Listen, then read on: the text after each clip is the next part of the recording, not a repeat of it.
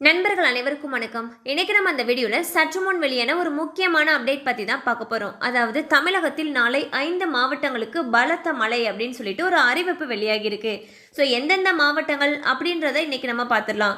So சற்று முன் ஒரு முக்கியமான பிரேக்கிங் நியூஸ் வெளியாயிருக்கு. அதில் என்ன சொல்லியிருக்காங்கன்னா புதிய ரெட் அலர்ட் அறிவிப்பு கொடுத்துருக்காங்க.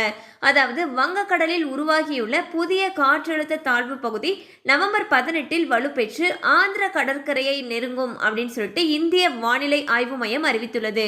தற்பொழுது மேற்கு வடமேற்கு திசையில் நகர்ந்து வரும் காற்றழுத்த தாழ்வு பகுதியானது நாளை காற்றழுத்த தாழ்வு மண்டலமாக வலுப்பெறும் எனவும் இதனால் தமிழகத்தில் 5 மாவட்டங்களில் நாளை மிக பலத்த மழைக்கு வாய்ப்பு அதிகம் இருக்கு அப்படின்னு சொல்லியிருக்காங்க.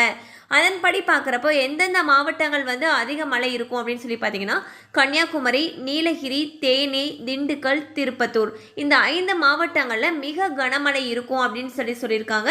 அண்ட் ரெட் அலர்ட்டும் கொடுத்துருக்காங்க. ஸோ நம்ம குறிப்பிட்ட பகுதியை சேர்ந்த மக்கள் அனைவரும் ரொம்பவே பாதுகாப்பாக இருக்கும்படி கேட்டுக்கொள்ளப்படுகின்றனர்.